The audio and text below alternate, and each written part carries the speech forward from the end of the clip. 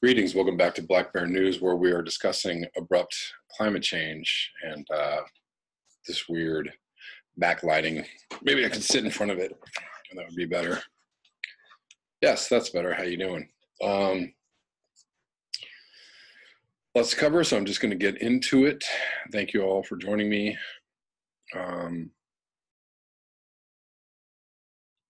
want to start off with something from a Kevin Hester post. This is just a quote from a video that he posted. And I'm sorry I don't have the link to the video because I lost it. And I went to go look for it and I had a hard time finding it. If I can find the link, I will post it tonight along with this video. Anyways, the quote is this.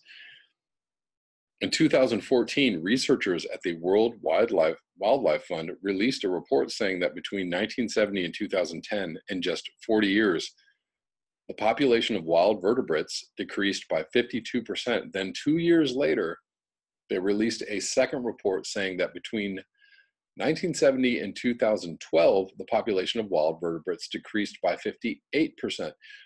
From these two data points, you can perform a simple math calculation to tell you that at the current rate of decline, 100% of wild vertebrates will be gone by 2026. Also, the year by which we will be at 10 degrees Celsius, according to Sam Carana. The biosphere is collapsing before our very eyes, and for the dominant culture, it's business as usual. Anyone who thinks the naked ape will survive a day longer than our victims is delusional.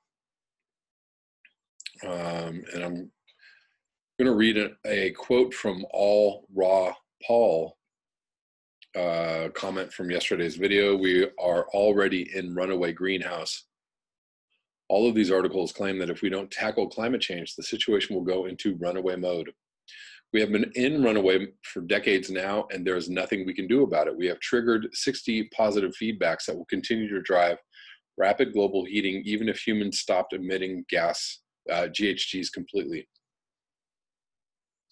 Abrupt, extreme climate change will be lethal for all plants and animals, and it is locked in and irreversible on timescales that matter to humans. The runaway situation is gathering momentum and accelerating. The blue ocean event in the Arctic will put global heating into overdrive, and the resulting global temperature rise will likely push agriculture to fail catastrophically and cause civilization collapse within 3 to 10 years. Wind turbines exacerbate global warming, and so do solar panels and nuclear power plants. Everything that humans do makes the situation worse. Like the sales slogan at your local store that's being driven out of business by Walmart, everything must go. Let's see where we are. Humans are bad for the planet. That is why we are designated an unsustainable species. All we do is harm. Governments know that there is no way out, and so the kleptocrats are increasing pollution to add to the global dimming, to keep the planet cool enough so that they can stuff their greedy faces and line their fancy pockets for a few more years until everything falls apart. Sounds about right.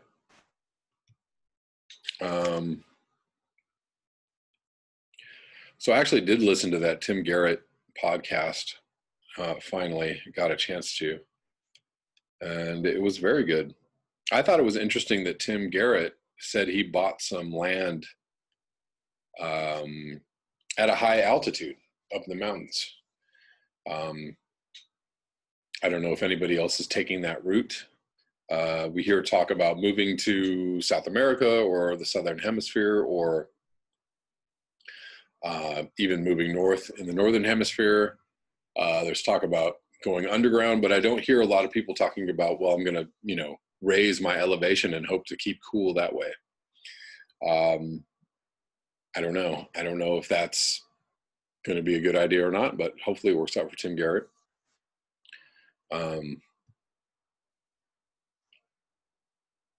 And he is of the, he just had a lot of very interesting things to say, of course. If you haven't listened to that podcast, I suggest you do. It's linked in one of my videos, a few videos back. Moving on to this article. Oh, well, let me just say this. Who was it that just linked this?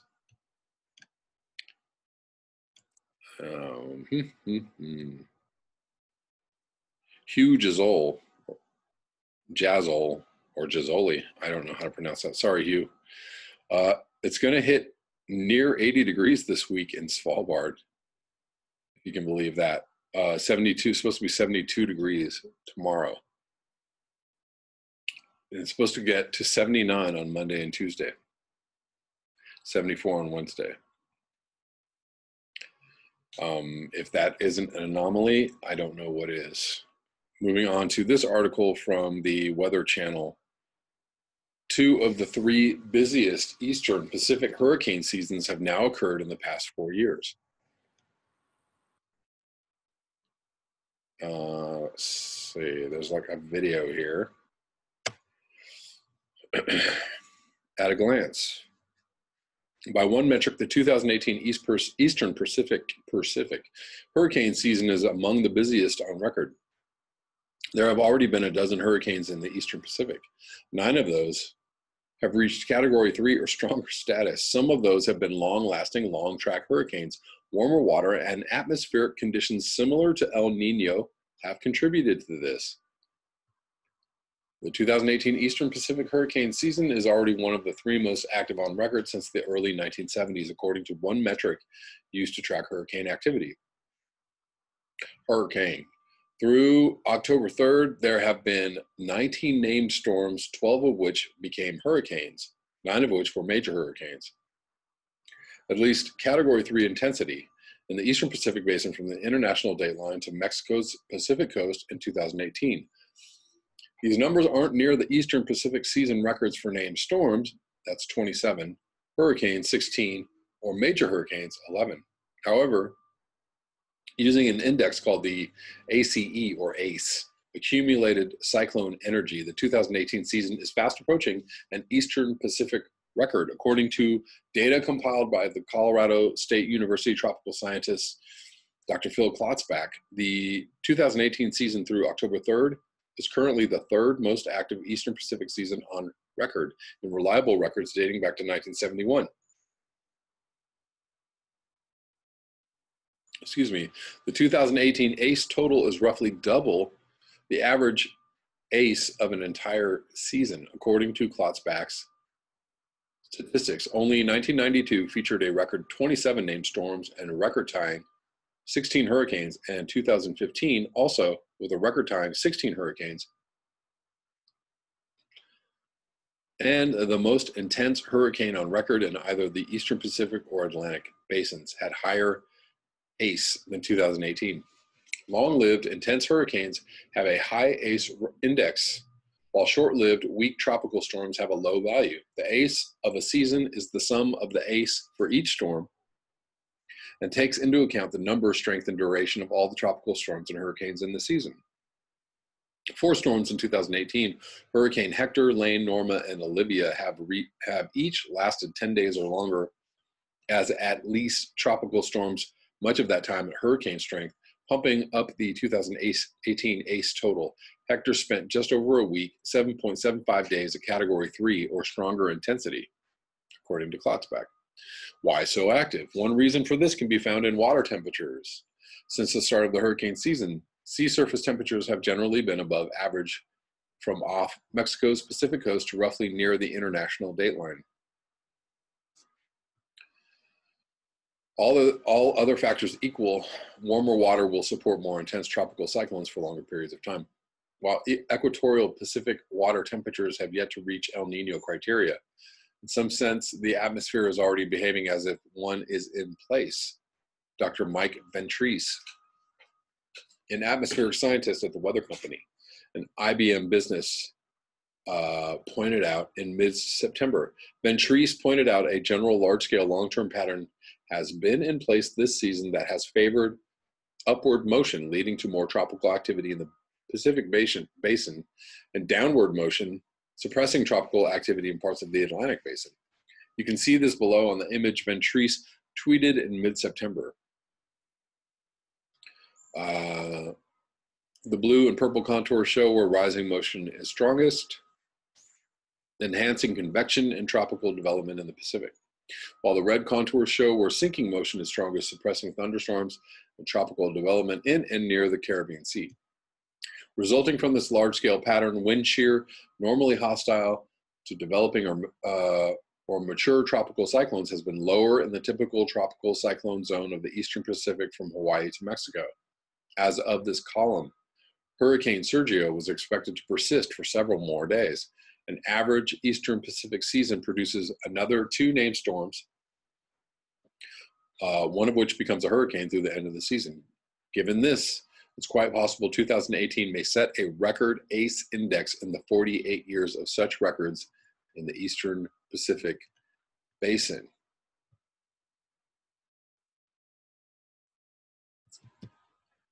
How's that for wild, kooky stuff?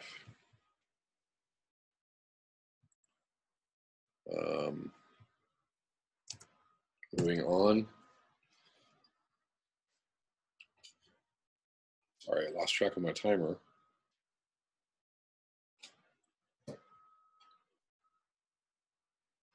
Excuse me, I've got the yawns today. I don't know what's going on. This is from CNN. From today, red tide just spread to Florida's Atlantic coast, choking some of the most popular beaches. The red tide bloom that's been in the waters off Florida's Gulf Coast for months is now choking the state's Atlantic waters from Miami Beach to Palm Beach. Trey Claus, whose family has been fishing off southeastern Florida for 3 generations, has never seen anything like it. And neither has anyone he knows. This might put a halt to our season, which is not a good thing, Claus, 30, said. Some of Florida's pristine white sand beaches have been shuttered because of red tides, which are caused by algae found almost exclusively in the Gulf of Mexico. The natural phenomenon is deadly to marine life and can irritate people's skin and lead to respiratory problems, especially for people with asthma. It's like being hit with tear gas, said Larry Brand, a University of Miami professor of marine biology and ecology. Should the red tide bloom settle in, mass fish kills will happen, killing the Claus family's charter reservations along with the game fish thereafter. Also in jeopardy are the upcoming fishing and shellfish seasons, including stone crab, ballyhoo, and sailfish. And of course, swimming remains in flux at some of Florida's most iconic, popular beaches.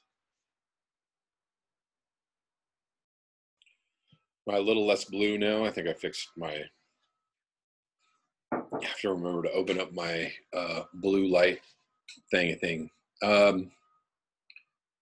Beaches reopen in Miami-Dade, Palm Beach counties in Miami-Dade County. Public beaches that have been closed because of the red tide will be open Friday, announced Mayor Carlos Jimenez, who closed some beaches in an abundance of caution. Jimenez made the move after consulting with state agencies that have extensive experience dealing with the red tide issue on the state's western coast, he said.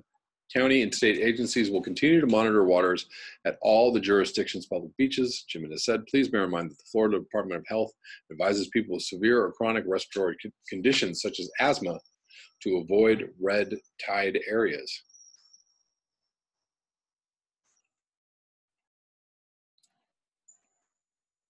Miami's Biscayne Bay could be threatened. There's no way to forecast red tide because it can't really be seen on satellite. National Oceanic and Atmospheric Administration oceanographer Richard Stumpf said, but Stumpf believes this bloom will die out in a matter of weeks as strong currents rip it apart, he said. Although the blooms of the alga Carenia brevis occur naturally, many people, including Brand, blame agricultural runoff and septic tanks in the area. It's 15 times more abundant today than 50 years ago, he said. I can't think of any natural sources that have increased 15-fold. But what about warmer waters and climate change? Governor Rick Scott on Thursday announced $3 million in grants to St. Lucie, Martin, Palm Beach, Broward, and Miami-Dade counties to respond to what he called the natural phenomenon. Anything but climate change. Oh, no, no, no, no, no. Red tide has been documented 9 times on the state's Atlantic coast since 1957, the governor's office noted. If red tide moves into Miami's Biscayne Bay, it could fester, feeding off the nitrogen and phosphorus from agricultural runoff and septic tanks, Brand said. While he thinks it's highly unlikely, Brand noted that he also thought it was highly unlikely to see red tide in Miami. And apparently currents brought red tide from Florida's west coast.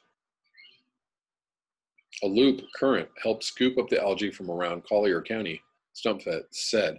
Then while traveling in the Gulf Stream, strong winds helped push the algae onshore in Palm Beach County. A southerly coastal current then pushed algae farther south toward the greater Miami area. Scott has declared a state of emergency in 7 counties on Florida's west coast due to red tide.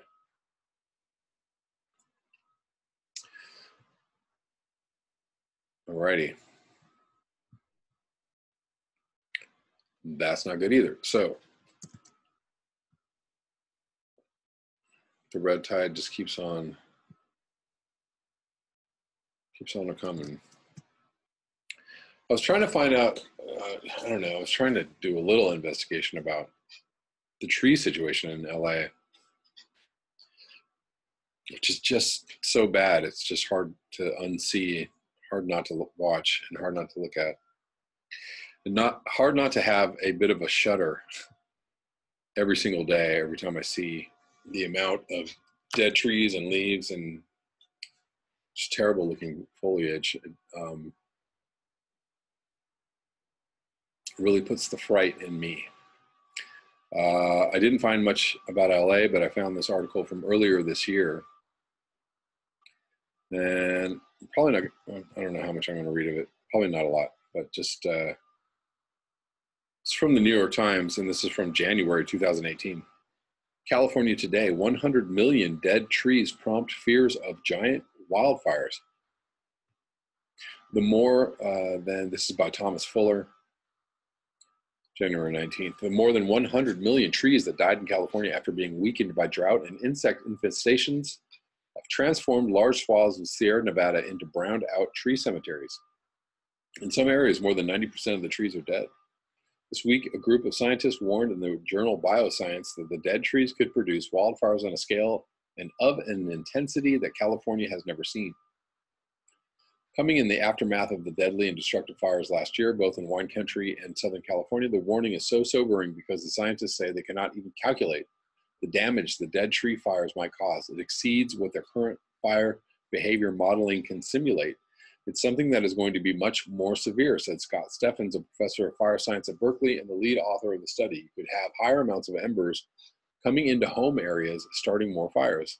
The authors of the study say the fire risk will ratchet up in the coming years as the dead trees fall to the forest floor and form a tangled pile of timber resembling something like a giant bonfire. Why do the researchers say we've never seen this before in California?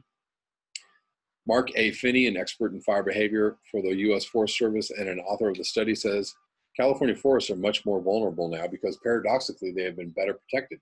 In their natural state, forests were regularly thinned by fire, but the billions of dollars that the state spends aggressively fighting wildfires and restrictions on logging have allowed forests to accumulate an overload of vegetation.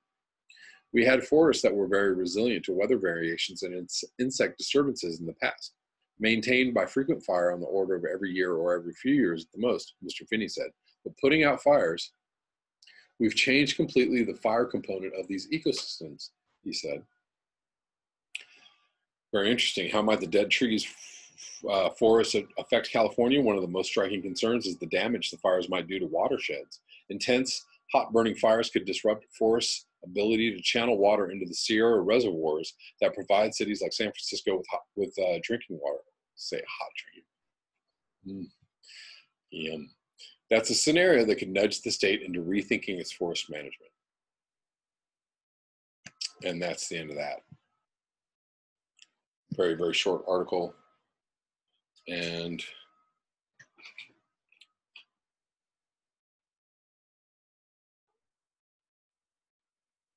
It's it's alarming. It's the tree situation in Southern California is alarming. It's even more alarming that people aren't noticing it and aren't talking about it and aren't seeing it. It's just, but as soon as if you see it and you look at it, it's amazing, and it's quite frightening. What they're doing now, there are efforts to cut down or kind of like, I see a lot of trees now like just chopped off at the top, like they just took the whole top of the tree off just to keep the branches from falling and, to limit the fire danger. Up around Dodger Stadium and Elysian Park, there are a bunch of dead trees, and I don't know, I'm sure they're going to be doing some major cleanup there over the winter. Hopefully, because that is that's just, a bonfire waiting to happen. And that wouldn't be good to have Elysian Park go up in flames, but could happen. If the conditions are right, it could be very likely. Not only that, it's not just Elysian Park, it's everywhere. It's Griffith Park. I find that the valleys are really badly affected, like Pasadena area where I live. Arcadia is really bad. If anybody lives in Arcadia, drive through Arcadia, just look at the trees. It looks terrible. It's frightening. And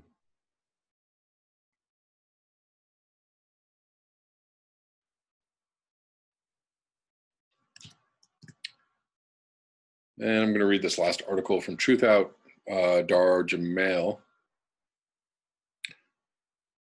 Had something out a couple of days ago. I don't know how I missed this, but I just read a Dar Jamail article super recently.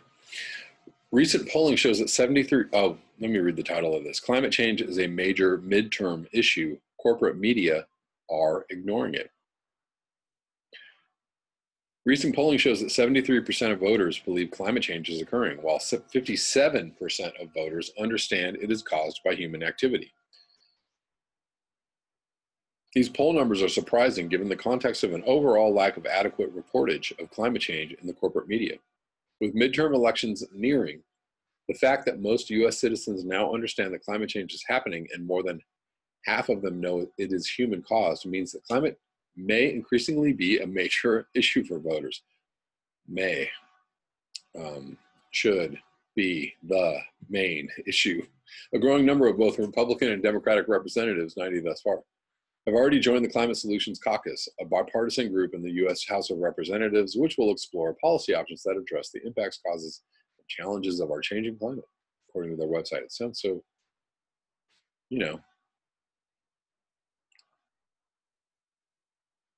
just sounds like, we're going to go check this thing out. You know what I mean? We're going to go on down to the downtown. We're going to go on down to the store and, do a little shopping around for some solutions to climate change. Debates not addressing climate change. Media watchdog group Media Matters released a report recently showing that from an analysis of 17 debates in competitive Senate and governor's races this year, only one of them has included a question related to climate change. Oh Lord, this is a far worse tally than the Media Matters analysis for the 2016 races, in which less than one quarter of the debates featured a climate change question. One can only wonder why. This ignorance, dismissal, and devaluing of the largest global threat to the human species is occurring against a backdrop of increasingly expensive disasters. 2017 saw climate and extreme weather disasters costing the U.S. at least $306 billion, an all-time record. Moreover, the recent Media Matters analysis reveals a stunning lack of concern about climate change in the states that are at risk of being impacted by it the most severely. For example, in Alaska, which is at risk from warmer temperatures, coastal flooding and erosion, wildfires, and thawing permafrost, there have been 2 gubernatorial debates analyzed by Media Matters, and not a single question about climate change was asked. Connecticut, which is at risk from coastal and inland flooding, has had 3 gubernatorial debates without a single climate change question. It's very bizarre. It's almost like the more you talk about it, the more people, run away from this issue. I'm not sure what's going on. Even people that understand that we're in trouble, I think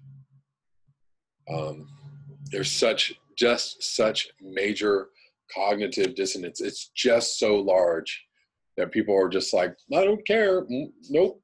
Whatever. There's lots of problems. We got to tackle them. But climate change, shut up. Like, I don't know. I don't know what it is. I don't know what's going on. The same is true for Kansas, which is at risk from drought, increasing tornadoes, extreme heat, crop failure, and inland flooding, and Maine, which is at risk from coastal and inland flooding, as well as extreme heat and drought. Rhode Island, which is at risk from coastal flooding, extreme heat, sea level rise, and inland flooding, had no climate change questions asked during a gubernatorial debate. The same is true for Texas, of course, which faces extreme heat, increasing hurricanes, drought, wildfires, and coastal and inland flooding. That is just so ridiculous. Thus far, the one instance where climate change was brought into the debate was during a gubernatorial race debate in Minnesota, which is at risk from drought and extreme heat. This lack of attention to climate change is particularly worrisome in states where the climate impacts are already severe and obvious. Well, what do you think, Owl Nation Legal? You think I should run for mayor of Los Angeles on a climate change only platform? All problems are linked, are related to climate change, and that's all we need to talk about. Because that's how it would go down. If I was running for mayor of Los Angeles, I'd just be like, look, guys, whatever you thought was important, schools and, healthcare and, whatever. The homeless population, these are all really important problems, but guess what? None of that's going to matter in about 5 years. So what are we going to do about that? Because everybody's going to be homeless. Everybody's not going to have health care. And not many people are going to be in school. What do you think about that for a platform? I'm sure people will just jump right on board. Yes, I feel you. Unfortunately, it's probably going to have to be something that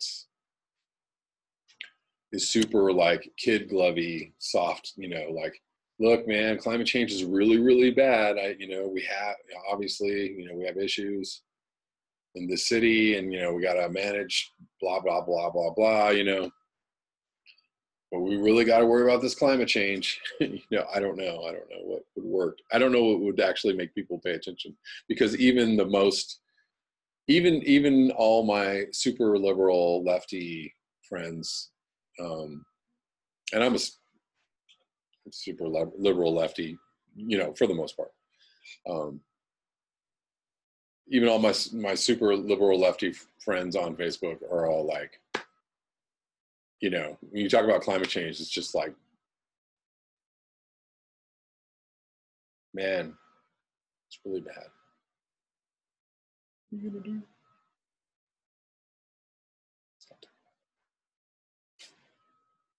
That's pretty much the reaction.